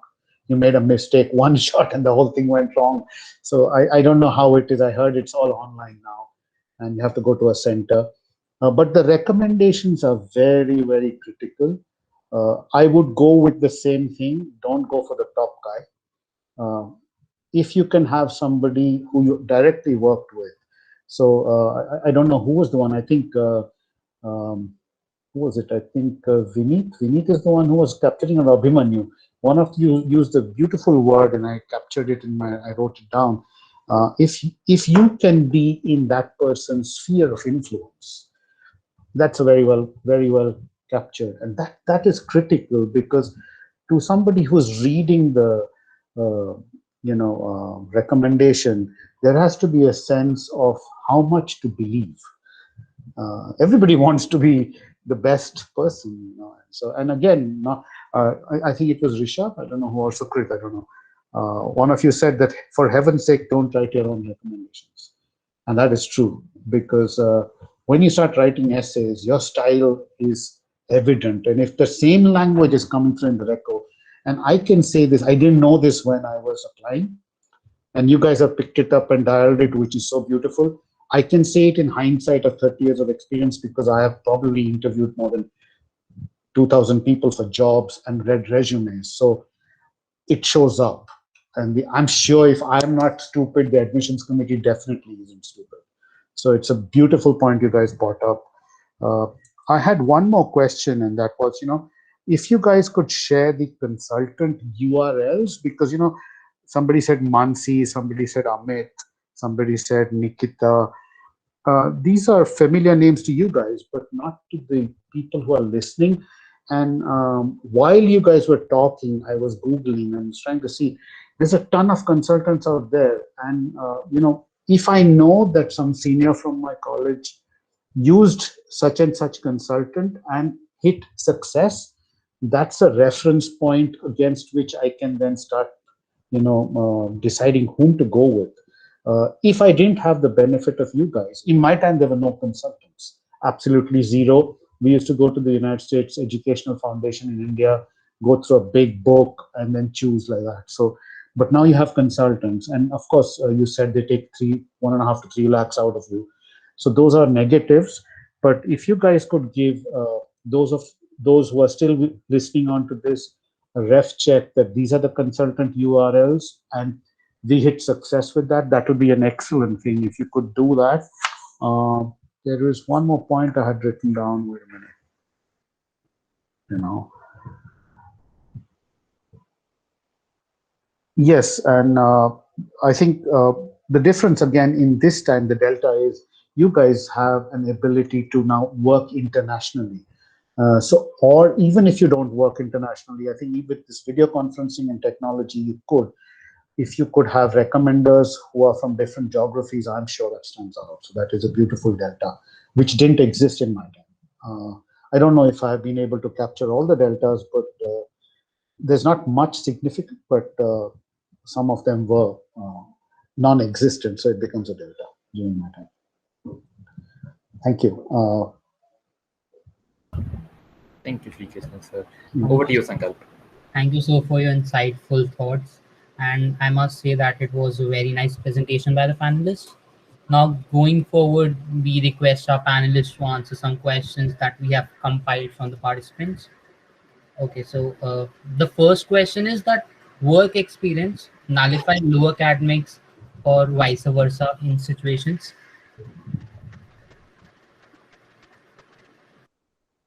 So I believe I'll go forward with answering that. If we are talking about no work experience or say low grades, then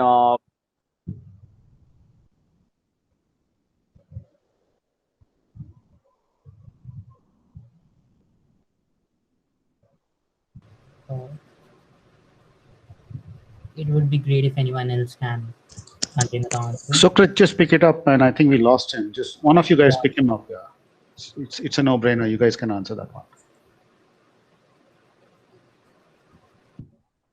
Yeah, I'll chime in. I think this is a large. I don't think this is a question of A can replace B. This is a larger statement of yeah, you have multiple parts that are into your application. You've got your grades, you've got your GMAT, you've got your LORs, you've got a lot of moving parts. And I don't think there's this thing which can replace this thing. It's a function like all weighted scores. It's a function, everything goes in and then one output comes back. Having said that, almost none of these parameters exclude you from getting in. I know folks with sub 700 scores, Indians getting into Harvard. I know 770s people not getting into some schools. Having said that, I've seen people on the spectrum of work experience, working with startups to working with governments to working with top tier consulting and iBanks. So I don't think there is any parameter, and you can put A and B, you can put anything out of the application, put it here. Nothing nullifies anything. Having said that, I think all applicants are their unique selves, and you have to find out what works for them, and what are their strengths, and what is unique, really interesting about their stories, which they can talk to about these schools. I'll interject, Abhinav, because I've seen admissions. Now I've seen it from the other side. So I'll just share with you guys that this is not an easy question and it's not a pretty question. So those of us or those of you out there who think a low academic is going to be not ignored, is going to be ignored. Sorry, it doesn't happen. So let me be absolutely brutally frank with you. So if you had fun during college and you have a low academics, then you need to have a strategy to overcome that, okay? And it doesn't mean that you have a low potential. You just had fun in college, okay? So what you need to do in the application is you need to, over time, show that you have recovered from that. You have matured as a human being. And then, as Abhimanyu was saying, everything funnels into things, your essays, your recommendations. So the fact that you had a low academic is then a has been, or the admissions committee themselves will start wondering, why did this guy have or girl have a low academic? Everything else is showing up as a high potential candidate. So it's, you have to work for it. So whoever asked this question, if you think that it's a cakewalk for these kids who got in, I'm sorry, that's not how it is. They have put in the world of hard work to get where they are. They just made it sound simple. So I think like Rishabh also mentioned that there's this optional essay in which like then these candidates try to justify that what was the reason behind that dip in their application. And if you're able to like justify it well, then it helps. But if you're not, and then it leaves the admissions committee thinking that what is up with the candidate with like these dips and troughs, then it's a tricky situation to be in. Like whenever you submit an application, it should be in a way that we are giving more answers than leaving them with questions. Continuing, So I'm I'll really just sorry. add one thing there. Yeah, sorry, Aniket, go ahead. Right. So sorry I dropped off earlier. Right. So basically, regarding the grades, talking particularly from Yale's point of view, and maybe it's true for other colleges as well. You don't have to look at it as just a one number. Your overall GPA, as we say in the Indian context, the cumulative GPA, that is not the metric. It wasn't for Yale. What they do is they evaluate your grades in specific subjects. So if I'm scoring low in, say, all of those subjects wherein like ethics, like communication ethics are there, economics is there, the non-technical subjects, then I can specify that in my optional essay and give the college a perspective as to why my grades are low in those particular subjects. So your entire cumulative GPA might not be that big a factor as the individual subject grades are a factor in determining your application.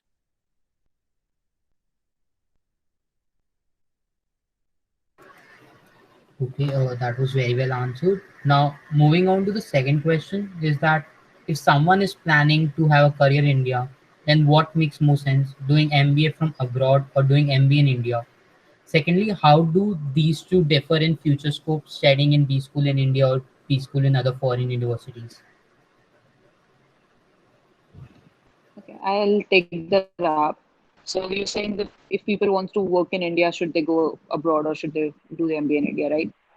Yes, ma'am. Okay, great. So, I mean, it depends, right? Firstly, doing an MBA from abroad is not a cheap affair, right? It's an expensive affair. So, if you want to work in India and you want to do an MBA abroad, you should have that cash in your account. I mean, I'm just saying it bluntly. If you do, although I would say it's been a great experience. I mean, having done that and came back to India, I think it's a completely different experience. You work with people of different backgrounds, etc., and it shapes you as a person, right? Because throughout our life we have worked with, we have been with a similar set of people. So when you hear those different opinions, etc., it definitely shapes you. So if you want to have that experience, I would suggest at least give certain years abroad as a work experience to pay off that tuition fee that you're incurring, right? So it's not tough to come back to India, I would say. I mean, if you have that work experience and that background, you will definitely be able to find a job. I found a job back in India through my alum base. So it's not tough, but yeah, you definitely will be competing with those thousands of people who are graduating from India itself at the same time, right? So the top B schools, if I say, companies go there and hire them. So you're competing with all of them, but I don't think it's that much of a factor that you won't be able to find a job back in India. It's not that difficult. You need to connect with different people. Just the justification of the cost that you're incurring by doing your MBA abroad. That's all you need to think about. Nisha, I'd like to add one point here, if Yeah, you'll allow me, and that is, definitely. the cost is definitely the main point, because you don't want to start off your life with such a massive debt. You want to be light on your feet, so that you have the flexibility to move around. The moment you have a debt like this, but having said that, uh, I would actually like to suggest that those of you who have a desire to go abroad for an MBA or for graduate studies, please don't discount that, because the world is coming to India. All operations in India are now global in their outlook.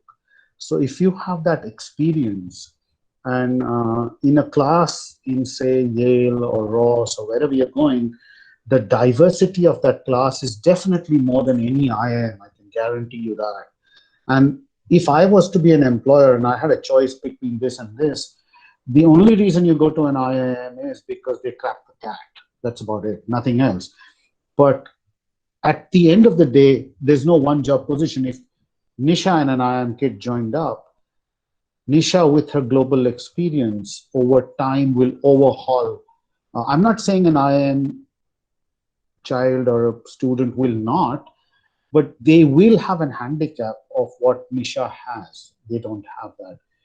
So please don't discount it. The debt part, the finances part is a big thing. Those of you who can afford it, please go. Please go out there. Please be our ambassadors for the nation, for the college. Learn your stuff, and whenever you can, come back. But don't ever think going out is something wrong.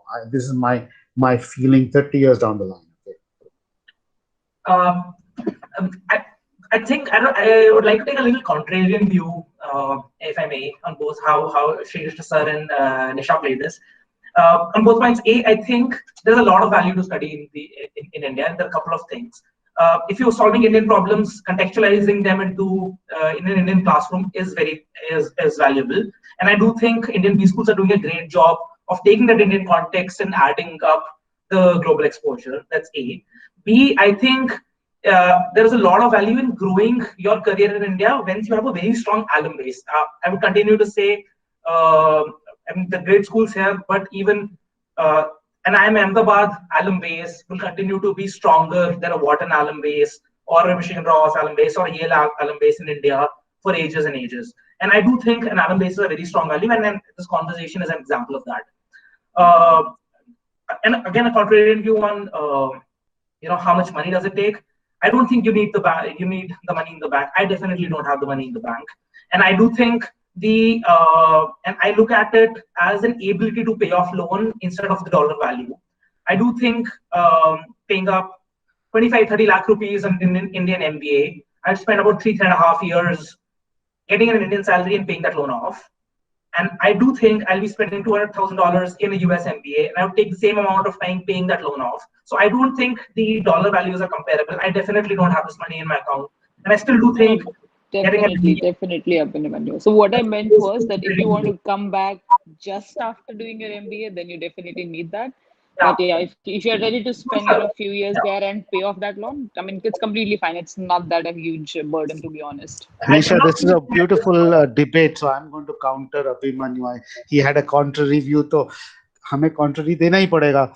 So Abhimanyu, just to tell you, if you think that the Indian business schools are solving Indian problems, my friend, you're sadly mistaken. They are not. They are just redistributing knowledge from the West, okay? If you ever come back and want to start a business school with Indian values, get in touch. But aaj to nahi ho raha hai. And if you're spinning the yarn ki ho raha hai, then go spin it somewhere else. Maine aaj tak nahi dekha. Today I'm chairing IIM Calcutta, okay? I know the curriculum. I know at what speed we review the curriculum. So मुझे तो नहीं दिख रहा, तो मेरी आंखें खराब है. No, I think for sure, Shreya, large axiom that I've taken. No, I love Little I sad to love know the that, confidence. I love yeah, it. Thank Indian you B so much. schools No, are doing I defer to you, but I must add a certain reality check to that too. That's all, nothing else. Okay. Thank you. So now the next question is how to choose the program between MBA, Masters in Management, and Masters in Business Analytics. And even after completing an MBA, can a person shift to program management given that he may not have the technical work experience?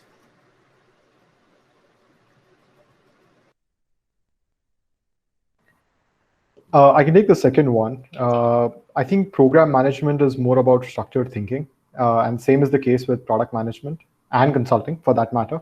So even if you don't have prior experience in either of these three fields, if you're able to demonstrate structured thinking during the interview, you should be good. And coming to the first question around choosing between MIM and Masters in Analytics and MBA, I think depends on what you're trying to optimize for. If you're trying to optimize on costs and you're just looking at a very specialized career outcome, so if you want to get into analytics, Masters in Analytics would make more sense. If you want to get into investment banking, you can get in through an MBA, but a Masters in Financial Engineering or a Masters in Finance would give you an edge. So that's one thing. The other thing that people try and optimize on is the cost. So some of these programs are 1 year. So Masters in Analytics or Finance is 1 year as compared to an MBA, which is 2 years.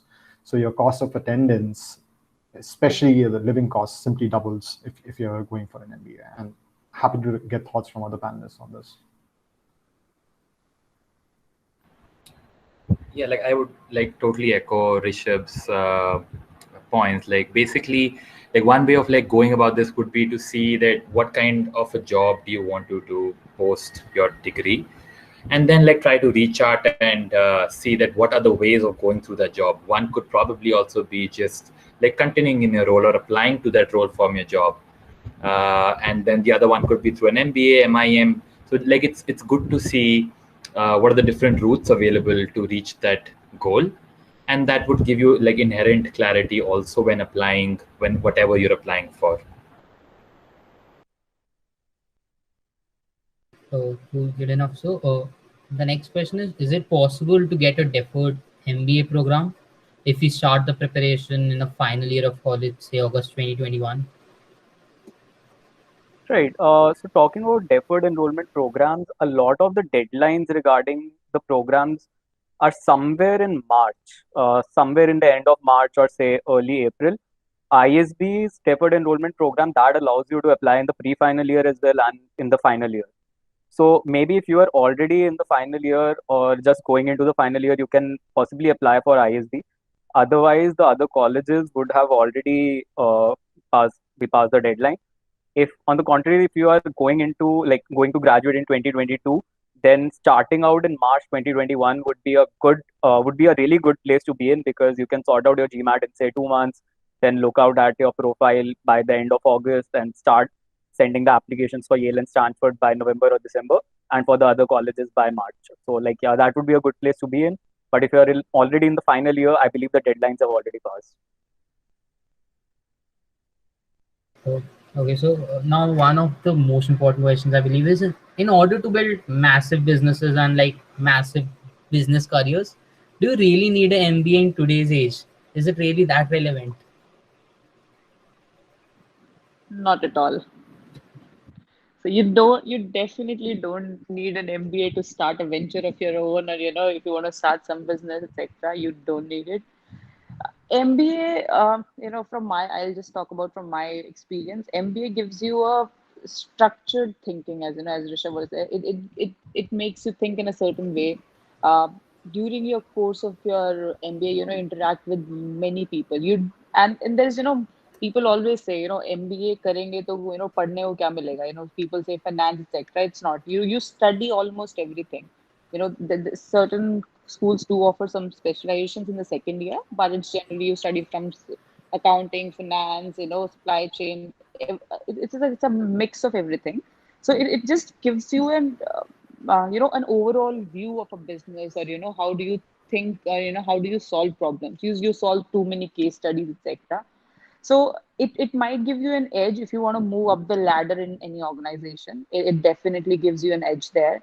But just to simply answer your question, it might help you, in making certain decisions and doing your activity in a certain way when you're building a business. But it's definitely not a deal breaker that you have to have your MBA when you're. In fact, many people I know personally who have built their startups or you're doing their startups, none of them have their MBAs. I mean, my dad don't have his MBA, although he's a chartered accountant, so he built his own practice. But yeah, definitely it's not needed. Nisha, let me answer one here. There, so the person who asked this question, I would encourage you to go to the IIM Calcutta website and look for the chairman's speech for the convocation this year. I addressed this question, but not directly because many people don't like direct answers.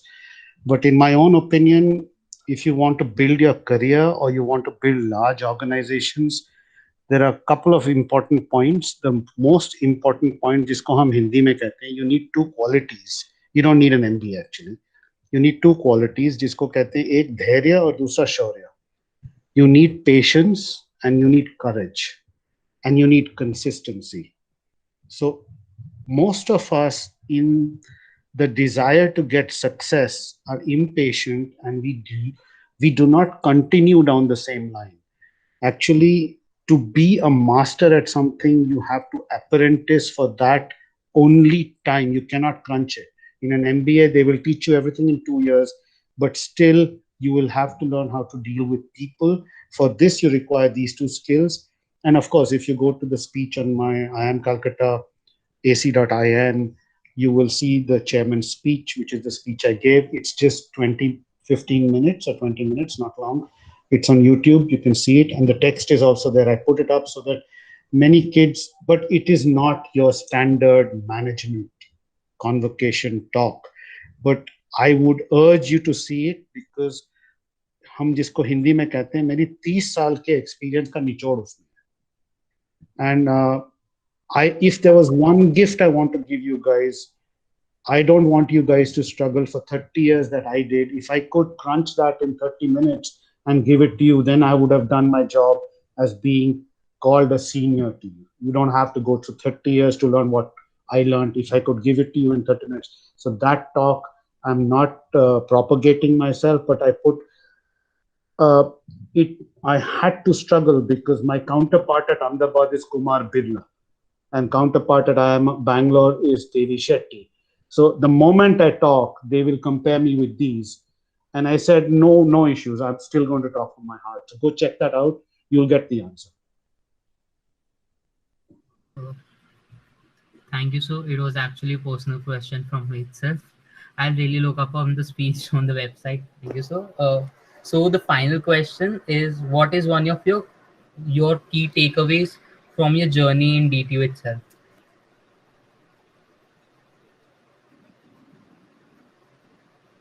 Don't waste too much time in studies, yeah.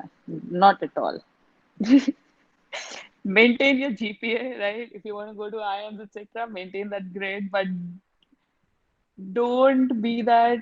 I mean, okay, if any DRs are here, all the respect, and I envy you guys that you study that much, but don't waste your time, in those books. They'll definitely teach you a lot, but what will teach you more is those mexy conversations, sitting in OAT in winters, Nesky, and all the dramas, or I can't use the language here, but whatever you do in those 4 years is definitely not those books. So Nisha, you're sounding closer to my age. You're not supposed to talk like this. I tell the kids at IIM कि destination तो वही है 6 foot under. तो इतने हाथ पैर पछाड़ने की क्या जरूरत है? But you're not supposed to be talking this. These are my lines. Okay, no, definitely. I mean, I've spent some years of my life in certain different parts of the country or the world, but I always say that those 4 years, I mean, I'll give anything to go back and do. I'm ready to take those exams again too. But if I can get those 4 years back, so yeah, that's what I have to say. बस करो निशा, रुलाओगे क्या? I think like No, for yaar. I think for me, like yes, like leveraging the place where DC is located, like in a city like Delhi, like having so many opportunities. In addition to yes, whatever the academics we have, like we have so many clubs. So I think trying to get exposure from those, that really helped me to understand like what are the opportunities are there outside.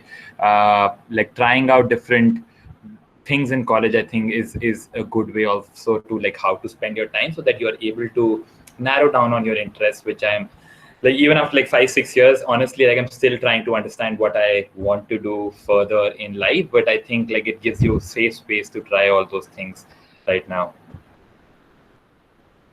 I think I echo what Sukrit says very strongly. How I thought about school was it was a low pressure, high resource environment, and you could really go and explore what you were interested in. I was super interested in motorsports, and that is something that I tried to explore. So it's a time where outcomes, what you do with those 4 years, I think, and this is in some way also speaks to the thing that Nisha said.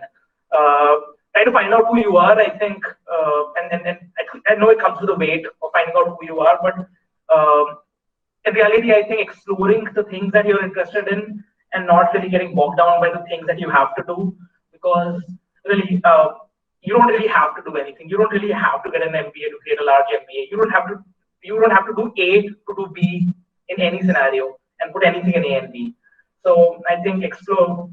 What I enjoyed was exploring my my time there, exploring my interests. So pretty much what you said there. Okay, thank you, Soren ma'am. Like that conversation on Mexi must have made many students nostalgic because they haven't visited the campus for 1 year. And like Aniket sir just graduated right now, so he must be really nostalgic on that. Okay, so like Yeah, just one point. I feel really bad for the people who graduated in 2020 or 2021 because those last 3 to 4 months, I mean, they are something else than the entire 4 years are. So my sympathies with you all. okay, so like now I'd like to invite the secretary of the forum, Sri Rajesh Tiwari sir, to give a vote of thanks and conclude the event. Sri Rajesh Tiwari sir graduated from Delhi College of Engineering in civil engineering in 1997, wherein in DC and Delhi University he was awarded a gold medal. He also secured an AIR-1 in GATE exam 1997. He joined the IRSS Indian Railways in 1997, wherein he also got an AIR-1. He was also awarded a gold medal in the foundation course of the National Academy of Indian Railways, Vadodara. He has held several important portfolios during his service, including that of the Deputy General Manager, Northeastern Railways. He is presently working as a General Manager in Centre for Railway Information Systems, New Delhi, an IT arm of the Indian Railways. I would like to invite Sri Rajesh Tiwari sir to conclude the event with his remarks. Thank you, Sankalp, for giving such a nice intro of mine. As most of the participants are aware, this DTU Fraternity Forum was founded on 2nd of June 2020 and our website was inaugurated on 17th of October 2020, which happens to be my birthday also. Membership of this forum was opened in November 2020 and as of now we are having about 1750 plus live members in a short span of 6-7 months, and we are growing at a phenomenal speed, and we are having more than 1850 members on LinkedIn. We have a presence in several countries, as you all are aware. As all good things come to an end in life, so is this enlightening session on success mantra for admission to top B school. On behalf of DCDTU Fraternity Forum, I take this opportunity to propose vote of thanks to all those who have directly and indirectly contributed in organizing this webinar. At the outset, I thank all the 6 panelists, Sukrit, Vineet, Aniket, Rishabh, Abhimanyu, and Nisha, for inspiring, guiding, and motivating the youth despite their tight schedule. We are really impressed and enlightened with the commitment shown by you all. We are thankful to our founder and president of Forum, Dr. N.K. Sharma, for this visionary idea of organizing this session. Special thanks are also due to the entire organizing committee. Our heartfelt thanks to all the participants. As I have informed that the forum was founded on 2nd of June, and on the 2nd June, we will be completing 1 year. And on that occasion, we will be celebrating Foundation Day Cultural Evening through digital platform on the coming Wednesday. I invite you all to attend that cultural evening. We are trying to rope in some famous Hasya Kavi, and Mr. Tarun Gupta, who is the cultural secretary of the cultural committee of the forum, will also be giving some performances there. I again request you to kindly join. We will be sharing the link for that. With this, we move to end of this today's session. Thank you all again. Stay safe and stay healthy. Thank you.